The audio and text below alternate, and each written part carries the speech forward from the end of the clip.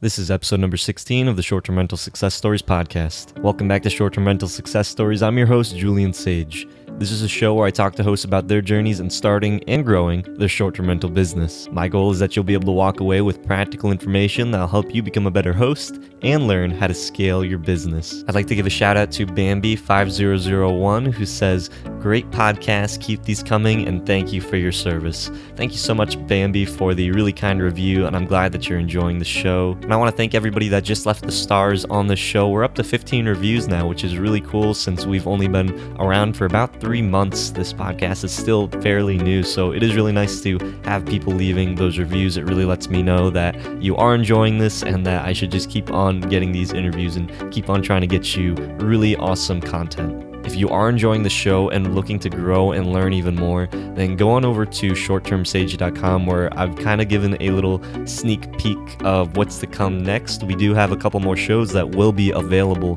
for you. One is going to be a news-related show, and then another is going to be more of a action-oriented type of podcast. So really exciting stuff coming in the works, guys. If you haven't already, go on over to YouTube or the Facebook group to be able to connect, because there's going to be some content that is just going to be YouTube and Facebook exclusive, so it's not going to be in the podcast format. So for those of you that just listen to me on iTunes or Stitcher, then I highly recommend that you go on over and connect, because there is some really awesome content that will be available for you guys. And again, if you want to see kind of like a little sneak peek of what it is, then go to shorttermsage.com, and there's just a little bit of information on those 2 new shows that are coming out. If you haven't done so already, go on over to our Facebook group, The Host Nation, to connect with the community.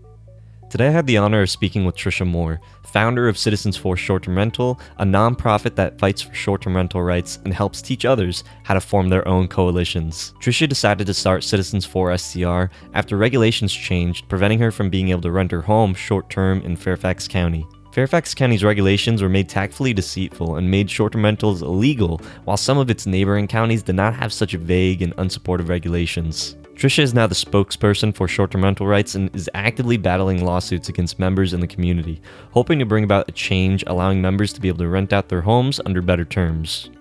If you are interested in starting a Citizens for STR group and learn how to make changes for your county, then please reach out to Tricia in the show notes in our Facebook group, The Host Nation. If you like my show notes for this episode, go to shorttermsage.com/STR16. Or if you'd like my show notes sent directly to your inbox every week, then go to shorttermsage.com/show notes. With all that being said, on to this week's conversation. Welcome back, host. Today I have the special honor of speaking with Tricia Moore. Tricia, would you please let the audience know a little bit more about who you are and what inspired you to get into short-term rentals? So my name is Tricia Moore, and I am the owner of and executive director of Citizens for STR. I actually got into short-term rentals 12 years ago.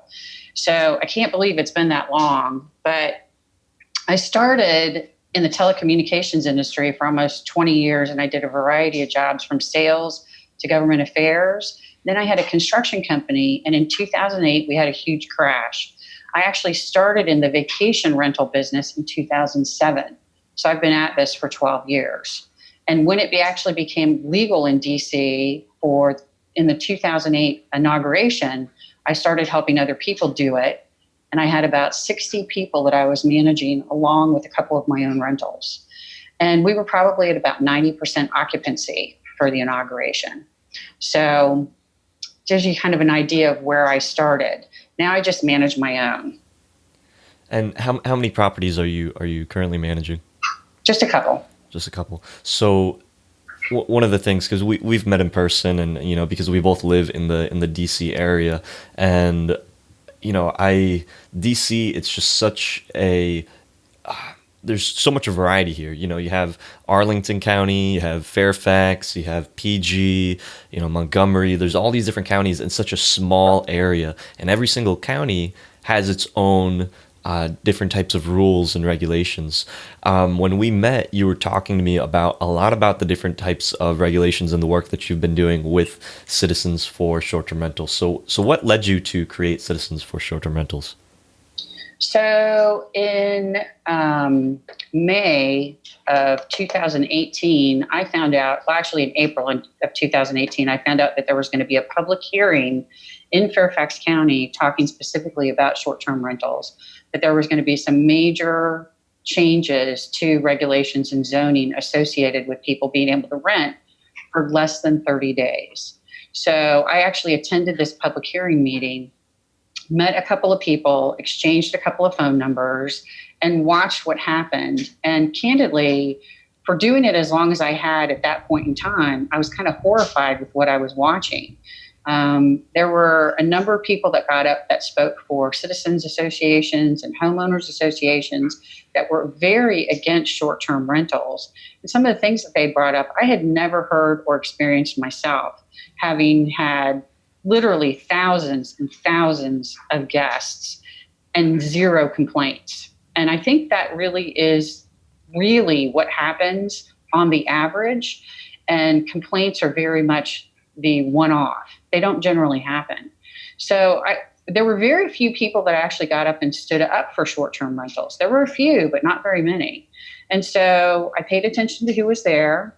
And then I started reaching out through initially the Airbnb community and the HomeAway community to reach out to other people that I could see were in the Northern Virginia area.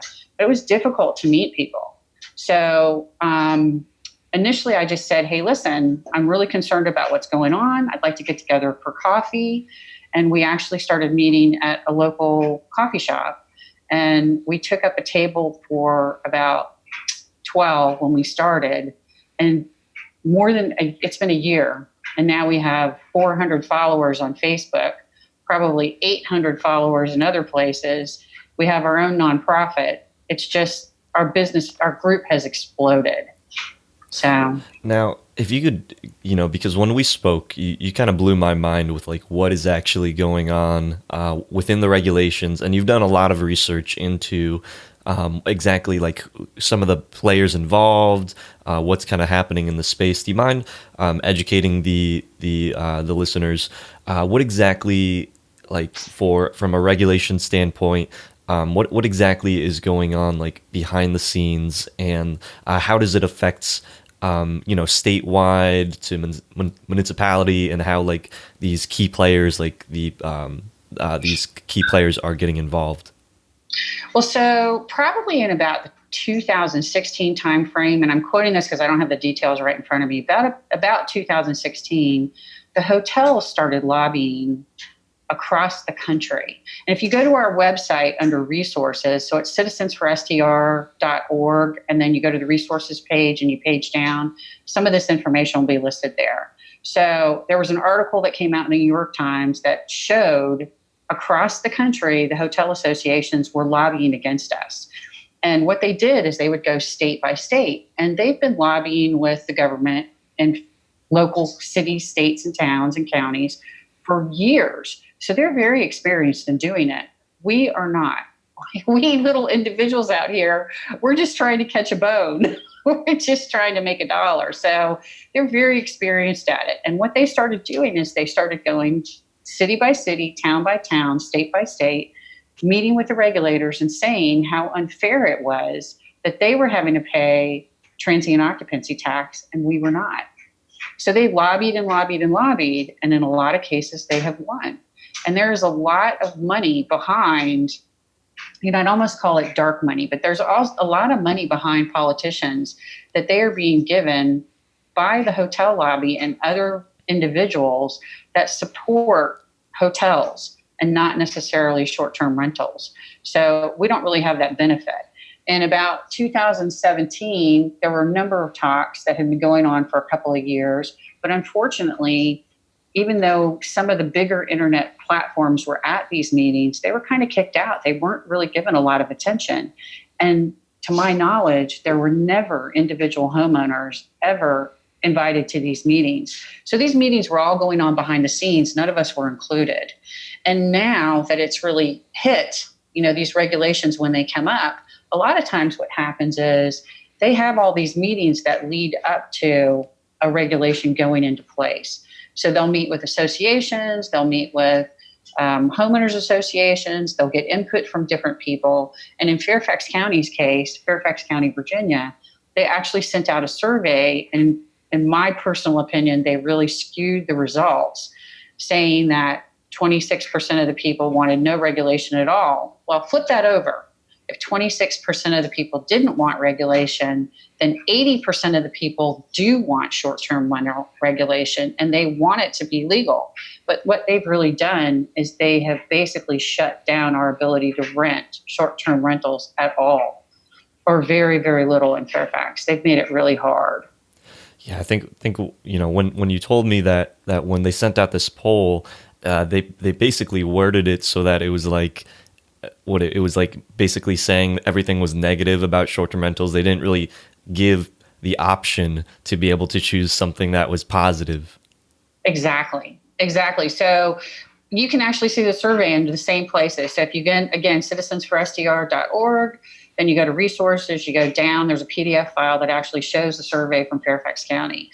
And as you page through it, it gives you the indication that no, nobody really wants this, but that's not the case. You really have to flip the numbers and really reverse the data, and also look at the questions that were asked. So they asked, for example, do you want no short-term rentals? Do you want short-term rentals 0 to 30 days? Or do you want short-term rentals 0 to 60 days? Well, there's 3 options. Which one do you pick? 60 days. So that's what they got, and that's what they did. So it's, when you go out there and actually talk to the public about this, when you talk to your friends and your neighbors and people that you know, most people have at this point used Airbnb, VRBO, HomeAway. They've taken beach or vacation rentals, and they see there's a benefit for it. And if you watch the hotel commercials right now, the hotel commercials are pushing for longer term executive stays in rentals that include your ability to make breakfast and lunch and sit back and exercise and run through the neighborhood. They're basically touting the same kind of information. So they're really after the market that we're in.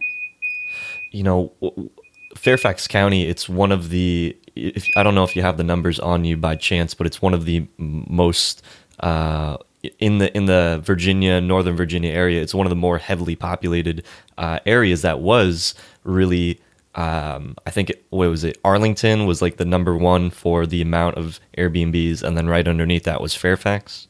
Yes. So in 2018, there were 31,800, I'm pulling this off the top of my head, I think it was 31,800 visits, stays in the Fairfax, Virginia area. And out of that, there were almost no complaints. So you figure that out. There's 31,000 visits and almost no complaints. Clearly, the people that are doing short-term rentals, we're doing something right.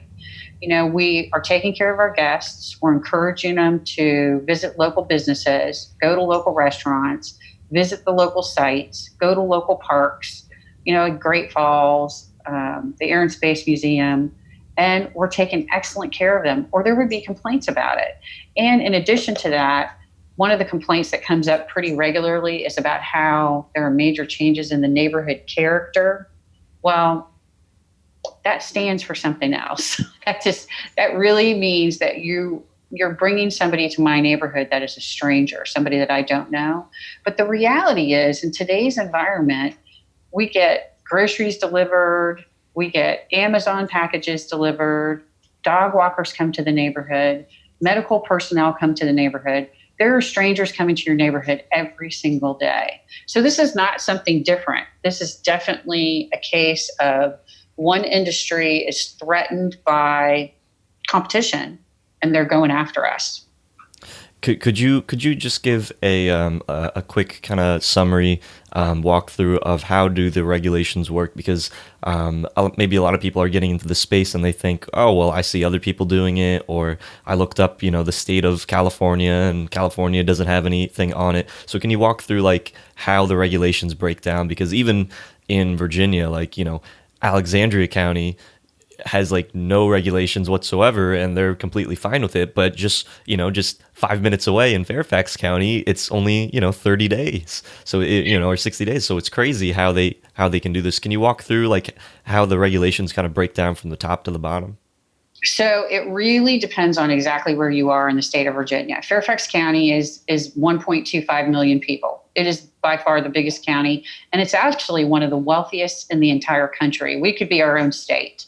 So Fairfax County is really huge. Alexandria City has been touted as a tourist area for many, many years. So Alexandria City is like the golden rule. They're the best by far. Alexandria City embraced this. They looked into it. They partnered with the platforms. The platforms collect the TOT tax. They mandate that you register, which is what the state mandated. They mandate that you register and collect TOT tax, and that's pretty much it. They follow city codes. So they follow city codes regards to parking, noise levels, number of people that you can have in a property, that kind of thing. Residential use is the bottom line. And so initially what had happened, and you can find this under resources, the state of Virginia mandated that anybody doing short-term rentals would register and collect TOT tax, and that the local cities, counties, and towns may change their zoning as they wish to. And that was the big issue right there, was they may change their ordinances. So across the state, what's happening is they're calling it basically a Christmas tree in Virginia. So depending on which city you're in, you might light up one bulb and they might do it this way. And then another place, they light it up this way. So last year, we were effective at getting a state bill pushed across that was specifically geared towards Fairfax County. And it passed in the Senate 26-12. And what that basically said is that we could rent our short-term renters longer. But it got held up in cities, counties, and state and towns commission. So it got held up. But in Fairfax County, as of today, you can rent a total of 60 days a year. That's it. So there are 3 types of rentals. And this is really important. You can rent a room in your house or rooms. You can take, it's your entire residence. You leave your residence and go someplace else where somebody comes and stays in your house. Or you can have a second residence. Now, the first 2, if you rent a room or if you are leaving your property, you can do up to 60 days annually. That's it. And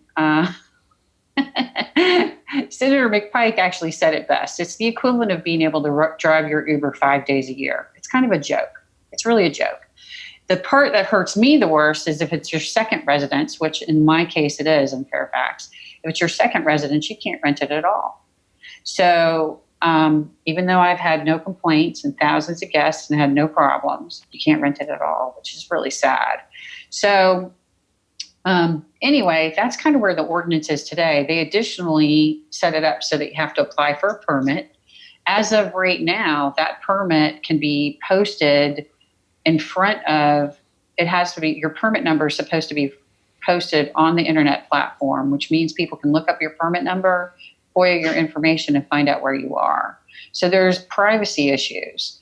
And also, Fairfax County is mandating that not only do you provide your personal information, but that you provide the information of all your guests.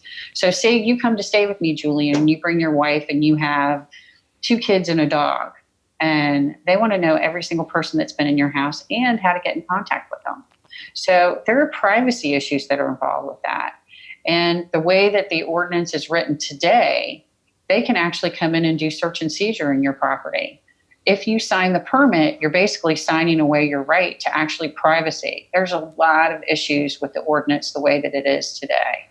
So how do you get to, how does creating a group, a coalition, how can you make the changes to be able to get it to like where it is like Alexandria, because obviously there's someone's doing something different, somewhere along the political landscape. There's someone that is saying this is okay in Alexandria, but it's not okay in Fairfax. So who's the one that says that, and how do you get someone like that into that position in Fairfax?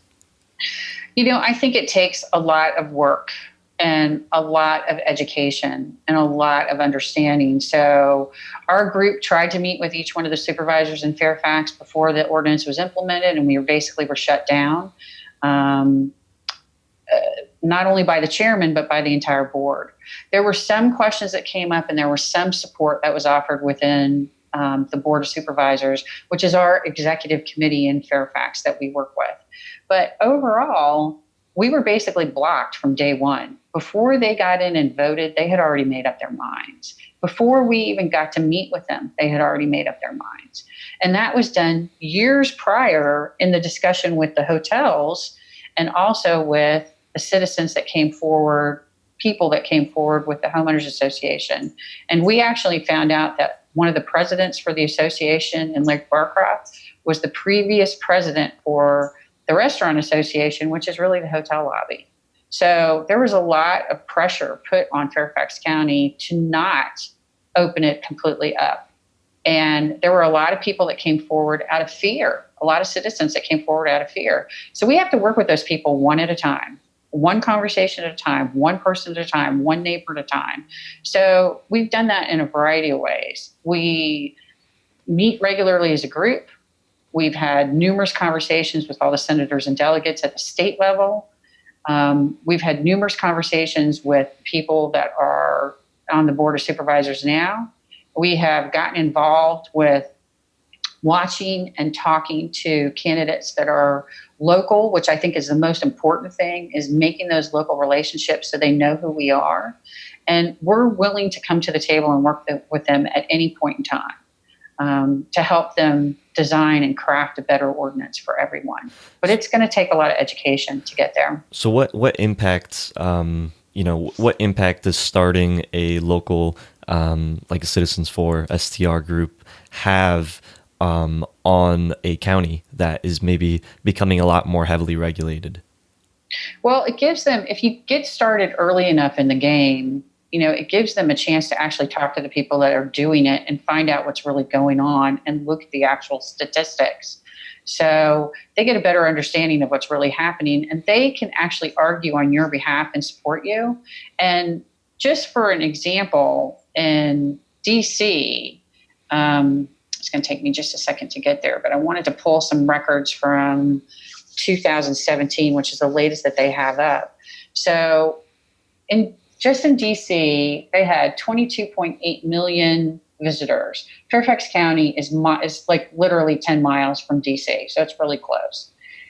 The visitor spending was equal to $7.5 billion total visitor spending. So not just on hotels, that'd be restaurants and places they stay and things they do. And the tax revenue that actually came into DC was $814 million. Well, you can see those, we're not talking a small amount of money, $7.5 billion in spending. It's huge. It is a huge, huge amount of money. So although Fairfax County is just a little bit away from DC, a number of our guests that come here and stay in Fairfax County come to stay in DC. And Fairfax County is missing out on that revenue. The small businesses are missing out on that revenue because when somebody comes to stay at your property, I don't recommend that they go out to dinner and drive all the way back to DC. I recommend that they go to a local place right around the corner. I'm sorry if you're seeing my dog. This is Coffee, and he's ready for his.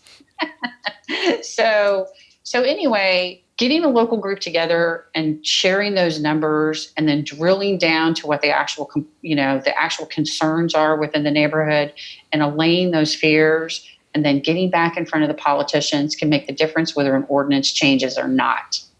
So who are the key players? Because when I think how different it is from just like one county to the next county, you're within the same state, you're basically neighbors. Is there just a key player that's making these decisions on whether it's going to be highly regulated or not highly regulated? Can you not get someone that is kind of on the same playing field as someone from a pro short-term rental county into a position where they can make those changes? I think you can. And I think the criticality is that your vote and your ability to actually vote for local leaders is so critical because you get a chance to talk to people about the issues that matter to you most, like this. In the United States, there's over 9,000 cities, counties, and towns. So that's how many different localities there are that can be working on this. So if you have a relationship with your local candidate. If you go to see them at those local meetings, if you're involved in those community meetings, it makes a huge difference whether or not your voice is actually heard. So at this last election, we supported a number of candidates that came forward. The entire Board of Supervisors, which is 11 people, half of them retired, went on to other things. And so we have a whole new Board of Supervisors. This is the first time this has ever happened since the 60s. So our group was very involved in meeting those local candidates. And Dahlia, who won Supervisors in Providence, our members supported her, and she came out and won. And she is somebody that has used Airbnb, as have many of the other supervisors that are involved. So she understands exactly what that means. And I think we have a much better chance of changing something. And she committed that she would work on changing it within the first 30 days of being installed in office. So who are these people though? Like if is it the mayor that says like you're not allowed to short-term rent, or you can only have these regulations? Is it even higher than that? If you could kind of break down like from like the bottom up, like where is it that the changes are really being made? So Fairfax County is one of the bigger organizations across the country. Most small towns are not this big. It starts at a very low level and works right through to like the mayor. But in this particular case, Fairfax County is pretty huge, and they have a governmental center that is huge that goes along with it. So they have a zoning group, and they have a planning and staff that sets aside and looks at these things. Like they looked at the surveys, they met with some people, and then they make a recommendation and they send it up to the Board of Supervisors. The Board of Supervisors so they have a planning commission, which is about 13 people. The planning commission gets together, they hold these public hearings, they ask for input and feedback. But unless you're on that radar, unless you're involved in the local politics, you're not even going to know about it. It was just happenstance that I found out about that public meeting. I actually happened to be at a community meeting in DC. I ran into somebody I knew. He said, well, don't you have a property in Fairfax? And I said, yes. And he goes, they're having a meeting in next week. And I think they're going to really significantly impact and negatively impact what's going on. That's how I found out about it. It's not like I was on some big list. So unless you're involved in the local happenings at the planning level, you're not going to know about this stuff. It's just going to go right over your head. And most people, until it affects them, they don't know about it. So after it hits the planning commission and they vote on it, they basically make a recommendation. Then it passes up to the Board of Supervisors, which is the executive level. And the executives actually get together. They get in behind closed doors and talk about it. They have some public meetings. They basically, and we had 40 some members and probably 70 some members come and sit in these meetings. And we were told by the Board of Supervisors, they didn't believe we were real. They thought we were a bunch of actors because we came out of nowhere, because we realized what was happening. We gathered quickly and we came forward and testified. But they really did not believe we were real people. They thought we had been hired by somebody. So those relationships really matter. So you said that you have to go to a Board of Supervisor meetings to be able to speak with the people that are going to be coming up with the ideas. So really it kind of goes from the planning committee, where they're getting the ideas, getting the surveys, and then from the planning committee, which is more public, then it goes up to the executive, the Board of Supervisors. Yeah. So the Planning Commission, the Planning and Zoning Commission, has public hearing meetings. And what they'll do is they'll have a public meeting, and then they'll have a meeting you can watch that's public, but you can't comment on. And then they take their recommendation and exactly what you said, Julian, they pass it up to the Board of Supervisors. Board of Supervisors will have some public meetings, and then they may vote on it that day. So the good thing is regulations change every single day. They can change positively or they can change negatively, but they change every single day. So it's really critical to be involved and to stay involved, because this is how people are making a living. So the Board of Supervisors, how do you like, how many people are typically involved in a Board of Supervisors, and how do you get those people in there by supporting them and trying to get them into that position where they can influence that change? Well, it's one meeting at a time. So I will have to say in Fairfax County, they did a Democratic primary, and we are I want to say this very clearly. We are absolutely a bipartisan group. We have Republicans, we have Democrats, and we have independents. We are across the board. And we really support each other. This is all about supporting short-term rentals, residential short-term rentals. So it's really important that your group stay together. Don't get divided by anything. Don't get divided by your politics. Don't get divided by a person rents a room versus somebody rents a whole house. It doesn't matter. Stay together as a group. It's really critical to do that. And then as you pay attention to these meetings, and I'm just going to talk about one that just happened just recently, on Facebook, and politicians are very involved in Facebook and Twitter and things like that. So I follow the politicians now. I didn't do this before. So I follow them, and I get invited to their events. So, for example, this last weekend, there was one in Providence, and the chairman of the board was there. A number of supervisors were there. All of the candidates that were running for the primary were there, as well as the winner of the primary was there. So it gives us an individual chance to go to these meetings and to shake hands and talk to these people on a personal level. We can talk about our families, our kids, our dogs, but we can also talk about the issues that are important to us. These are our politicians we pay taxes for, and it gives you a chance to voice your opinion and say, this is what I do, whatever the situation is, and share with them what your needs are. So it gives you direct access. So you would say that the first kind of step to being able to make that change is to start going to these meetings, and what are these meetings that you're going to be able to meet with the different with the chairman and all these different political figures? Well, I will have to say, right now in Fairfax County, there is a huge thing going on with elections that are coming up in November. So there are new elections going on with the Board of Supervisors across the county. So there's a lot of events where these people want to get in front of people. They want to meet as many of the local people that can actually vote for them as they possibly can. So they hold picnics, they hold town meetings, they hold meetings on how to write bills. They hold get-together meetings where you're doing kind of a potluck. They do candidate meetings where they're doing fundraising, and you don't have to give a lot of money. You can go and give just a little bit of money, and it gives you a chance to talk to your elected officials or somebody that is running for elected official. And so going to those meetings, you have to kind of be in that limelight to follow those. And the thing that I have found the easiest to do is Facebook. And then they also have newsletters. A lot of them actually have newsletters, and they will tell you where they're going to be, and they'll tell you about things that they're going to be talking about. So you can go and actually attend some of those meetings. So where do you go to find that information? Is it just like you look up board of supervisors or on Google? Like how do you get to those people? Well, so it's important to understand where your district is. So in Virginia, you can go to where you vote in Virginia, and there's a website that you put in your address. And once you put your address in, it will tell you who your elected officials are down to the local level.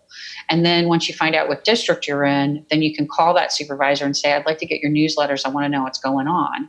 Once you get those newsletters, you'll see where some of those events are. Additionally, if you're on Facebook, you want to start following those people, because when they do stuff that they want the public invited to, they will automatically pop up for you as an event because you're following that particular person. And then you can say if you're interested or you're going to go.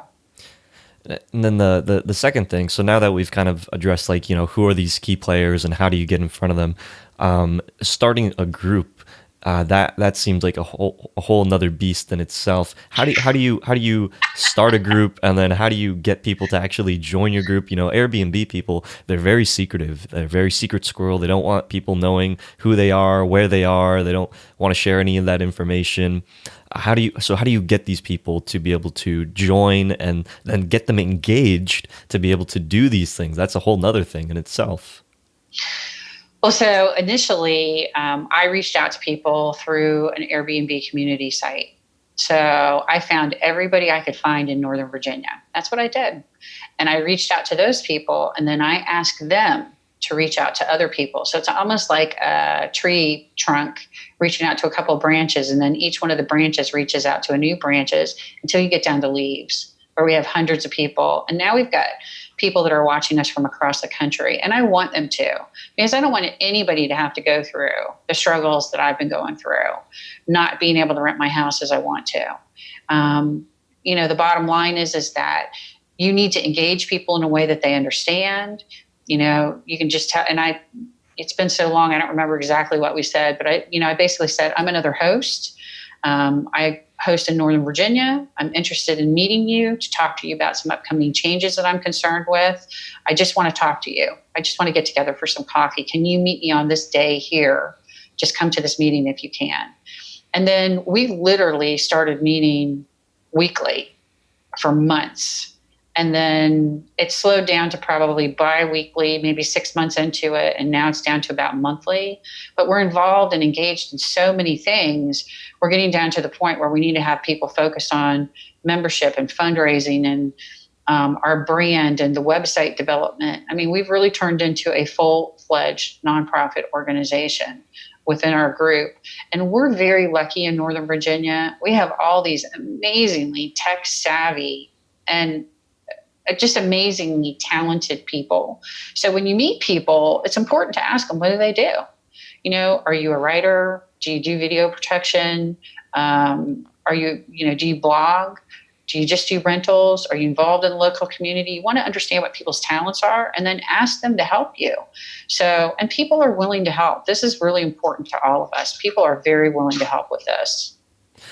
And so, so now that you've gotten yourself in front of these figures, you've kind of built up that group. And one thing I wanted to go back to that group: how do you find those local community groups, ways to be able to find those people that can potentially join? Well, I will tell you, the initial way was to reach out through an Airbnb community and then go out from there. But Airbnb has shut that down. So you really want to find communities that are doing the same thing you're doing. I have been very blessed in finding Facebook. There are a large number of communities on Facebook and people that are really focused on doing short-term rentals in a number of different ways. So I reach out to I'm probably a member of probably a dozen or so. And then I've actually been asked to moderate some other groups as well, because I'm so involved in this and people understand by looking at the responses that I give of what I'm doing. So I would say, if you're not familiar with Facebook, I know there's a lot of controversy with Facebook, but this is a very good way to reach out to other people that are doing the same thing you are doing. There are people that are interested in being successful at this, and answering just general questions like, what are the best towels to buy? Or do you have a rental agreement? What does your rental agreement say? Do you ask people for their IDs? That kind of thing, and when you reach out to those groups, you just get larger. So when we have a big success as an organization, one of the things I've done recently is I actually shared that information with other people. And one of our members legally had a big success not that long ago. And I bounced that out to a number of people, and our Facebook group really grew.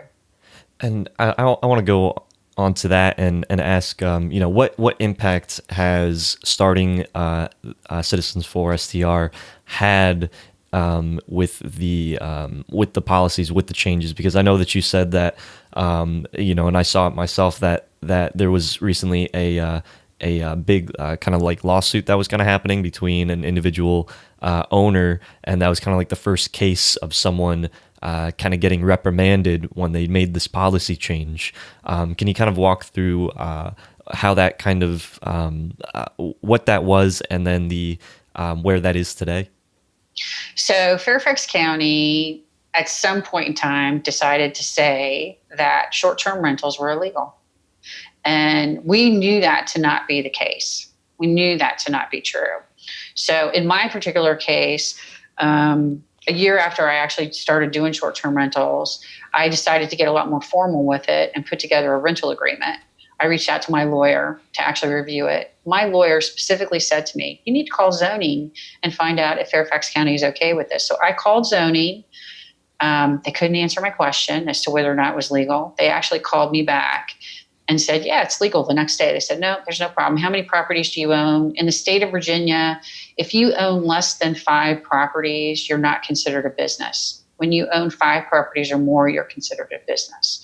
So anyway, they said, yeah, there's no problem with it. And they told people this up until last year, up until the spring of last year. People would call it different times, but they intermittently would tell people, no, it's not legal. So what happened was Blake and Sarah Radcliffe were involved with this years before I was on the issue of the ordinance at the state level before I knew about it, before I even knew it was going on. They got up and testified at the state level, and then one of their neighbors complained that they were having problems with them. And every time they complained, it was of a racist nature. So Blake and Sarah are white. He is a ex-military guy from the Navy, amazing family, wonderful family with 4. The only time somebody would call and complain about them, there was somebody of a different color visiting their property. So what would happen is neighbors would call and complain, and eventually Fairfax County came forward and said, what you're doing is illegal. And Sarah and Blake fought. And they said, no, it's not illegal. And so it took years, which is not unusual in some of these legal cases, for it to come to fruition. And just recently, they came back, and basically what they said is Fairfax County, prior to the ordinance going into effect, did not have a definition for transient occupancy based on the number of days, and therefore they're wrong. So that was it. They lost. So what about for people now? Like now that they, because you said that they can change these policies just like, the so easily, it changes every day. So what about now? Like with people that, have these houses, maybe they moved and they were depending on this type of, income to be able to support, maybe their retirement or to be able to, just support them financially.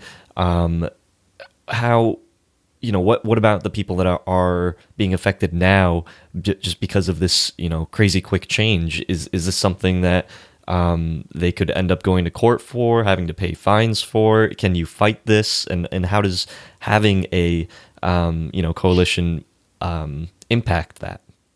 Well, in Fairfax County, the laws are different state by state. They are very different state by state. But in Fairfax County, you only have 30 days to fight the actual new ordinance. So when the ordinance went into effect, they voted on it in July of last year. And our members only had 30 days to challenge the ordinance. And basically that's what they did. So 30 plus members in our group actually went forward and legally challenged Fairfax County, saying that they were taking away our rights. And they really are. They are taking away our rights to be able to rent out our properties the way they want to. So when people send funding for us and they actually go onto our GoFundMe site and they donate to our cause, what they are doing is they are donating to our legal battle. And that legal battle, 90+% of that money, it's a very, very high percentage, goes specifically to fund our lawsuit. And that lawsuit, the advantage of everybody helping in Fairfax County is that Fairfax County is really looked to as a leader in this nation. So when it comes to how they handle properties, what they do with land, where the wealthiest tech companies come, they're coming to Fairfax County. So what happens here will roll out to the rest of the country and be looked at by the rest of the country. So it's really important that we support this lawsuit as much as we financially can. And people really have stepped up to the plate, but it is a significant battle and there's a significant need. So if you can, I'd ask you to go please donate if you can. So with, so this lawsuit that happened, did this come after this, once you decided to dispute this new policy change, that a lawsuit began? Yeah. So they got together. We had 30 days to actually file against the actual ordinance itself. And that's what happened. You can't join the lawsuit now. You can't really do it. You can, I guess, when it comes down to it, Julia, you can sue anybody. But in order to meet protocol in this particular area, you only had 30 days to do it, and that's what's happened. So nobody new can join this particular lawsuit, but that doesn't mean you can't.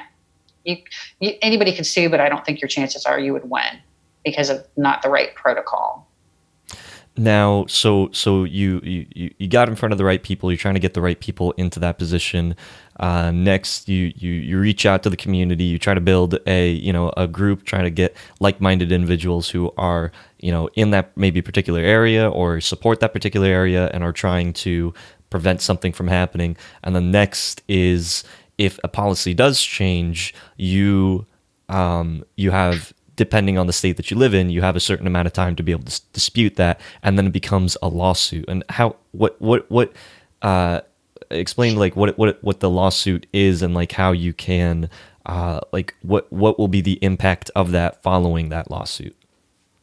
Well, the lawsuit really covers so many details of what are written into the ordinance that it would take us probably an hour to go through every single detail that's associated with it.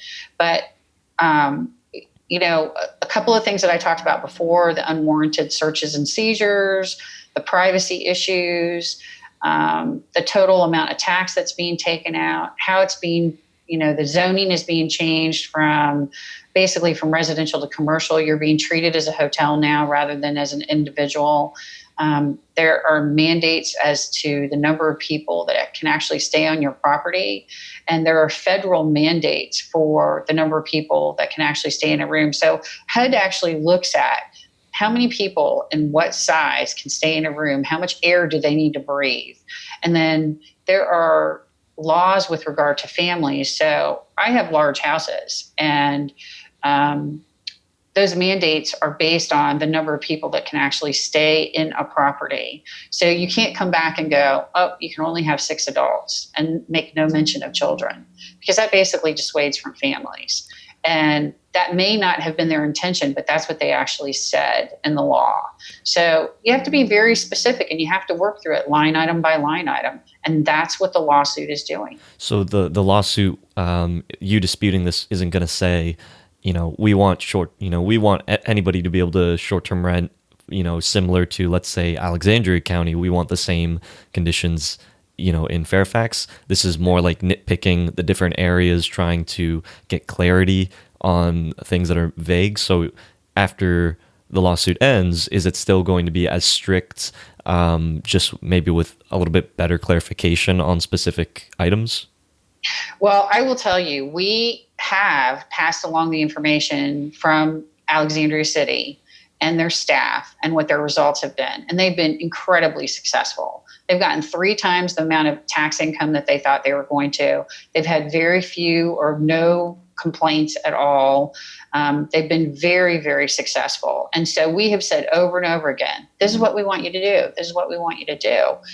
But I think there's so much backlight pressure and that we're not seeing from other donors and developers in Fairfax County that are giving money to Fairfax County, that there's a lot more support for the developers. And the residents who have lived there for, in some cases like me, decades, and have been paying taxes for decades, we are seriously being ignored. So part of what happened, and that's the reason that we went to the state level, is we bypassed Fairfax County and we went directly to Richmond.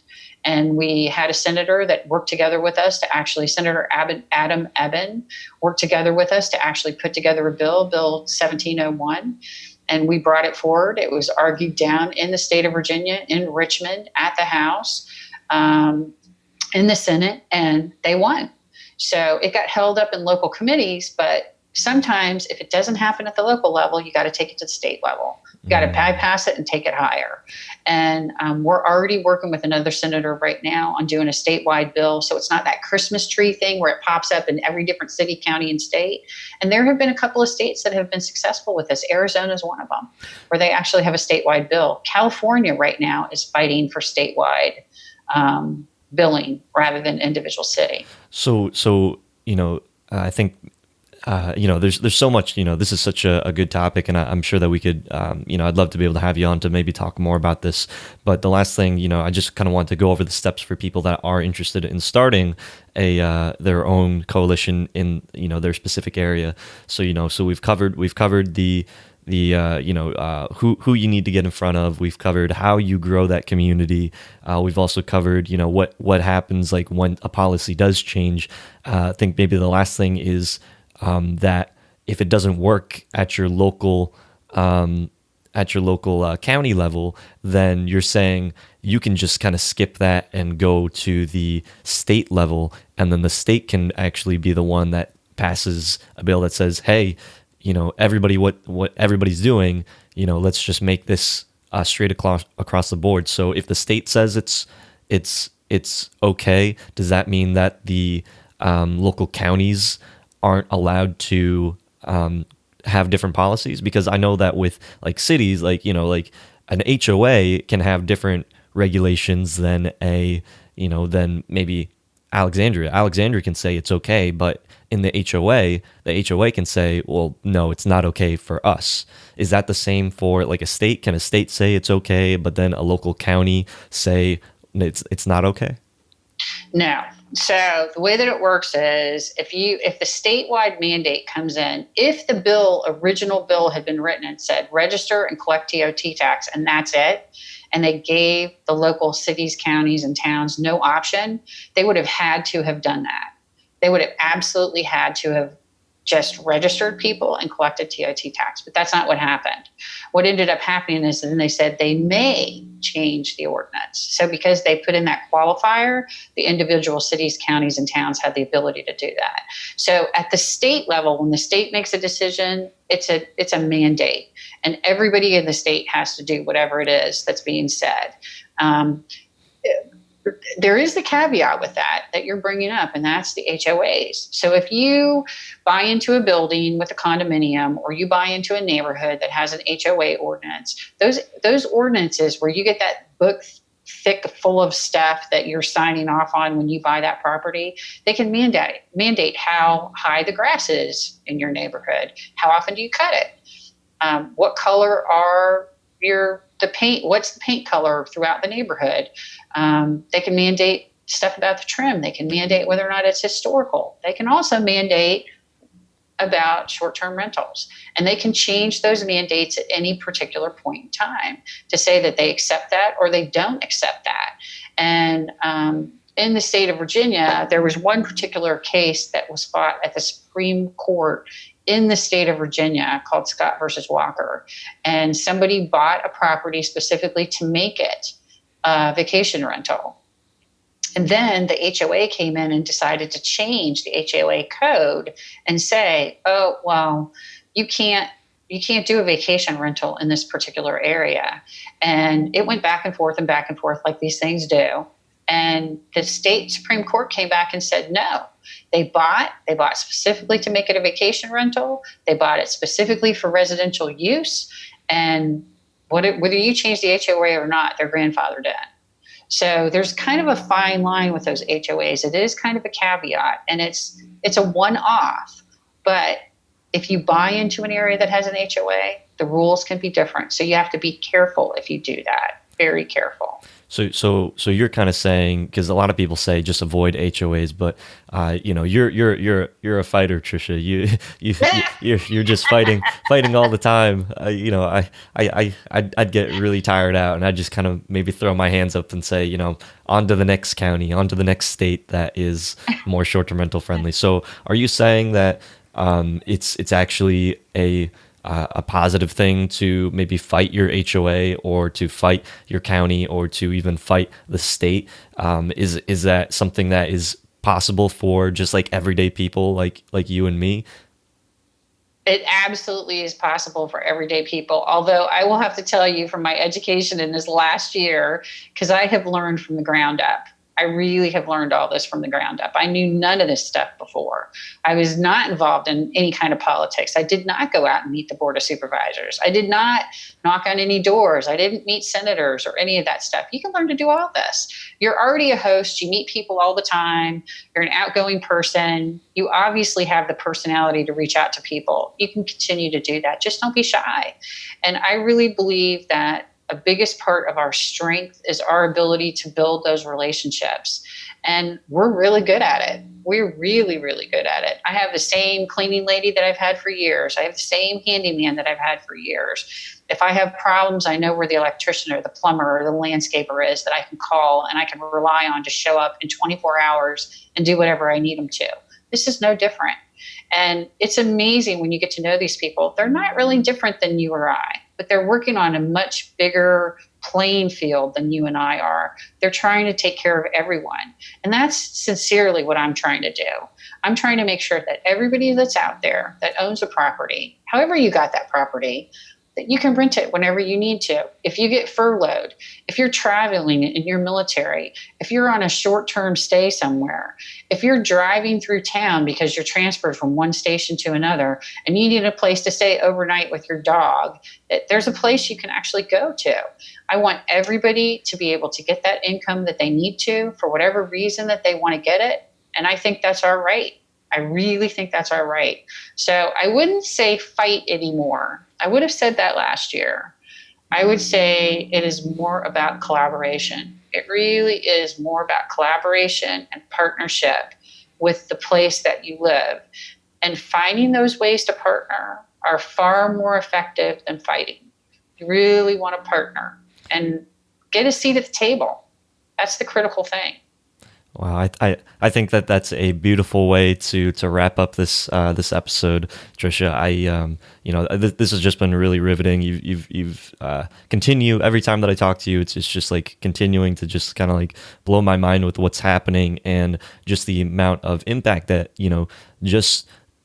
like you said, last year, just a little over a year ago, you had no clue about, the political landscape. And now you're getting in there, you're talking with senators, you're talking with your congressmen and your board of supervisors. You're really making an impact. And hopefully, this episode, this show can highlight some of the ways that people can be able to start their own coalitions, to be able to reach out to the senators, to be able to make that change, because really it is very specific to the county and the people that are pushing that agenda, their agenda, because you look at Virginia and here's Alexandria County, here's Alexandria, and then there's Fairfax right there. They're literally just touching each other.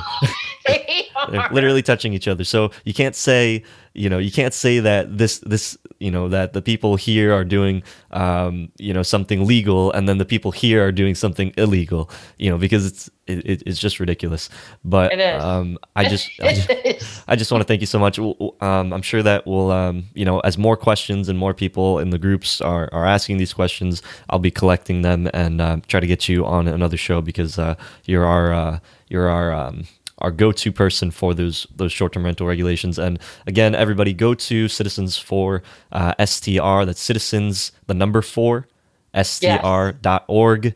And you can reach out to Tricia. She's in the Facebook groups. She's probably in all the Facebook groups. But go to Short-Term Rental Success Secrets. We'll be sharing this episode there. You can go to the YouTube.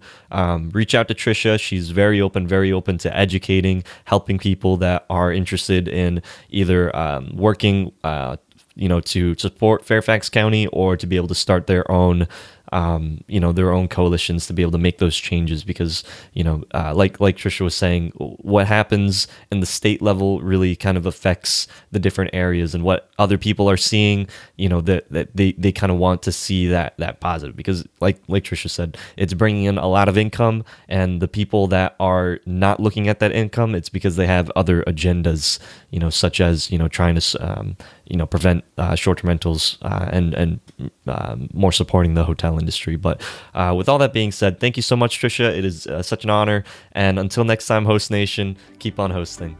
Hope you hosts benefited from the show. If you found value, please go on over to iTunes, leave us a review, and let us know what you enjoy about the show.